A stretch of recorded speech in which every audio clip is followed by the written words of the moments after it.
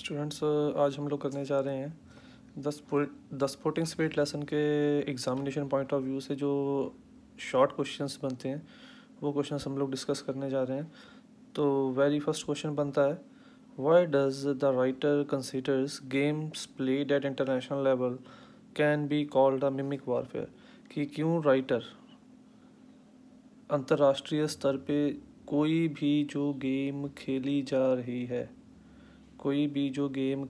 रही है उस गेम को जो राइटर है वो केवल एक जंग का रूप इख्तियार कर लिया गेम ने, उसे ऐसा क्यों कहता है, उसे ऐसा क्यों लगता है कि जो आज के टाइम पे जो गेम्स हैं वो एक जंग में तब्दील हो चुकी हैं। राइटर इस चीज़ का कारण हम लोगों से पूछने की या रियलाइज़ करने की कोशिश कर रहा है। तो इसका मेन रीज़न क्या है? The writer tells that nowadays with the rise in the feeling of nationalism and national prestige, the sports have now become only a medium to increase the hatred, animosity and ill will among the nation.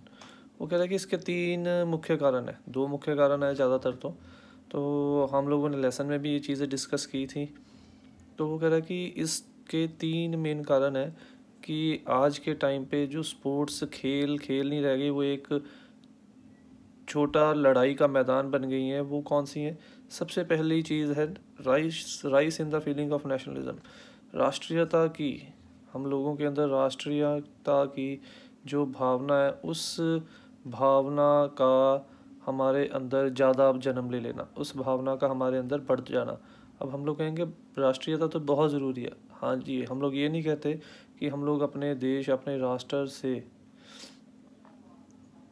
प्यार ना करें, but वो कहता है कि राष्ट्रीय प्यार दिखाने के लिए और बहुत सारी चीज़ें हैं, बट स्पोर्ट्स एक ऐसा मीडियम है जिसे हम लोग राष्ट्रीय प्यार नहीं बल्कि हम लोग देशों के बीच में दोस्ती और प्यार, इन चीज़ों को मजबूत करने के लिए यूज़ कर सकते हैं।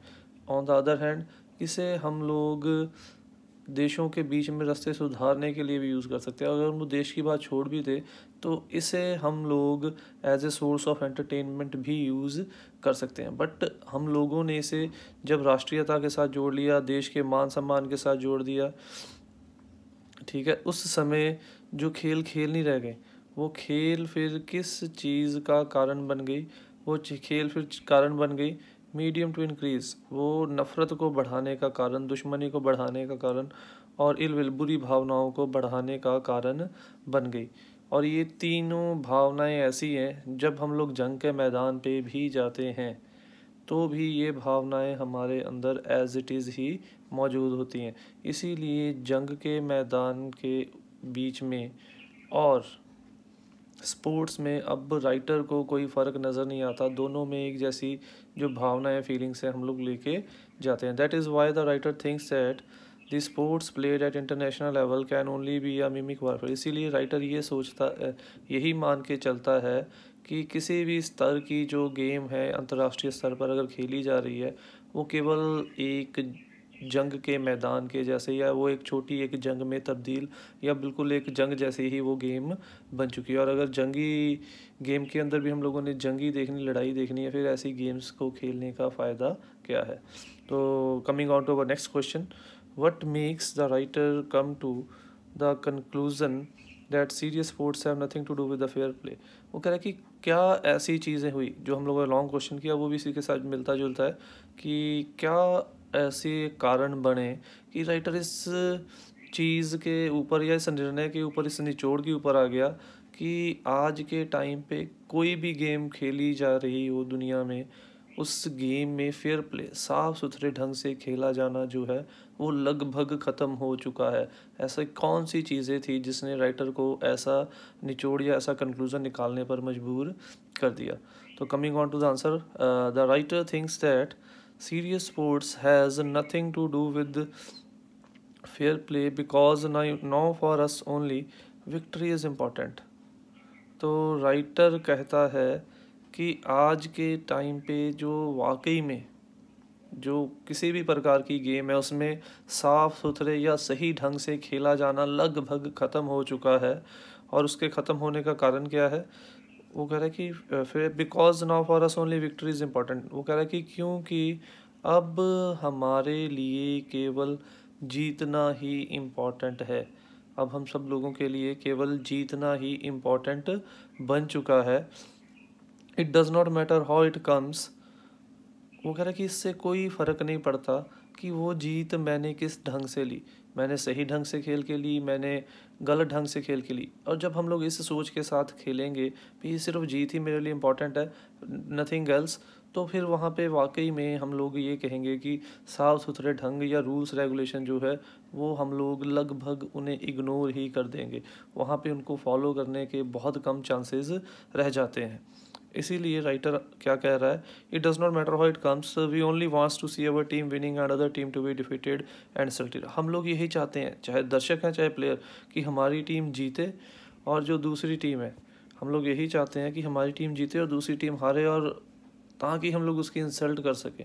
इसीलिए जब से ऐसी फीलिंग्स स्पेक्टेटर्स और प्लेयर्स के अंदर आ गई हैं, तभी से जो स्पोर्ट्स के अंदर साफ़ सुथरे ढंग से या सही ढंग से या रूल्स और रेगुलेशन को फॉलो करके खेला जाना लगभग बंद हो चुका है। और उसने इस चीज़ को प्रूव करने के लिए लेसन के अंदर 3-4 एग्जांपल्स भी दिए हैं। As he cited very example like Russian Dynamo football teams visit to Britain 1936 Olympics and Australian cricket teams negative tactics होती हैं, नीतियाँ, in the tour to England in 1921 to prove this fact.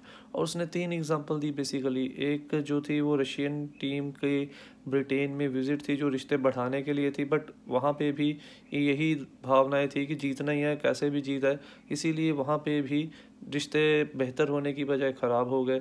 फिर 1936 Olympic games की थी, जहाँ पे Hitler और Nazi लोगों की दुश्मनी जो है वो स्पोर्ट्स में भी झलक रही थी। और लास्ट थी ऑस्ट्रेलिया की नेगेटिव टैक्टिक्स, जब इंग्लैंड का दौरा उन्होंने 1921 में किया था। यहाँ पे जितने भी 3 एग्जांपल्स दी गई हैं जहाँ पे उन्होंने केवल जीतने के लिए खेला, रूल्स और रेगुलेशन को फॉलो नहीं किया, ये दिखाता है कि वाकई में जो गेम्स के अंदर से सही ढंग से खेला जाना जो है वो लगभग ख़त्म हो गया है। क्यों? क्योंकि सिर्फ अब हम लोग जीतने के लिए खेलते हैं, उसे एंजॉय या रिक्रिएशन के लिए नहीं खेलते हैं। तो coming on to our last question of this chapter, वो है what according to writer is the cause for this rise of modern cult of sports, how does it differ from its past. वो कह रहा है कि आज के time पे ये जो चेंज आ गया है स्पोर्टिंग स्पिरिट के अंदर, उसका मेन कारण क्या है और किस प्रकार से ये पहले जब खेलों की उत्पत्ति हुई थी, खेलों का जन्म हुआ था, उस टाइम से अब ये अलग हो चुका है। तो देखो, according to the writer the feeling of nationalism, national prestige and race of development has given rise to this modern cult of sport। तो राइटर कहता है कि इसके 3 मुख्य कारण हैं। नेशनलिज्म भी हम लोग पीछे डिस्कस कर चुके हैं, राष्ट्रीय प्यार को, देश के प्रति हमारे प्यार को हम लोग खेलों के साथ जोड़ के देखें, देश के मान सम्मान को खेलों के साथ जोड़ के देते हैं। और तीसरी चीज़, देश के विकास को, डेवलपमेंट, देश के विकास को भी हम लोग खेल के मैदान के खेल में हार जीत के साथ जब से जोड़ के देखना शुरू कर दिया है। इन तीनों कारणों ने इस नई प्रकार की नीति को जो हम लोग खेल के दौरान यूज़ करते हैं, इन नीतियों को इस्तेमाल करने में हमें मजबूर कर दिया, ताकि हम लोग सिर्फ जीतने के लिए खेले, ताकि हम लोग केवल रॉन्ग ढंग से खेले, रूल्स रेगुलेशन फॉलो हो ना हो इसके ऊपर हम लोगों को कोई भी ज़रूरत, हम लोग इसकी हम लोगों को ज़रूरत कभी भी महसूस नहीं होती। और ये किस तरीके से अपने पास से different, it is different from its past, as in the past the sports are only played for entertainment and recreation.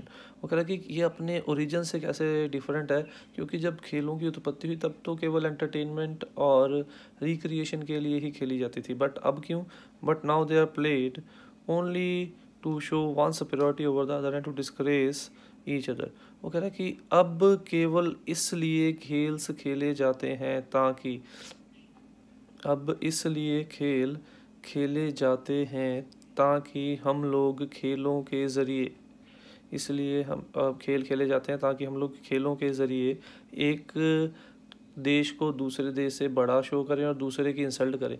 यानी कि हम लोग इसलिए नहीं खेलते कि हम लोग खेलों से चीज़ें सीखें, खेलों से रिश्ते को बेहतर करें। हम लोग खेलों को भी अब हम लोगों ने और विकास के मापदंडों के जैसा एक मापदंड बना लिया, जिससे हम लोग दूसरे देशों को, दूसरे लोगों को इंसल्ट और दूसरे लोगों से अपनी जो सुपीरियॉरिटी है, अच्छाई है या बढ़ोतरी है, वो हम लोग या विकसित विकास है, उसे हम लोग प्रूव कर सकते हैं। तो ये थे हमारे इस लेसन के कुछ एग्जामिनेशन पॉइंट ऑफ व्यू से इम्पॉर्टेंट क्वेश्चंस।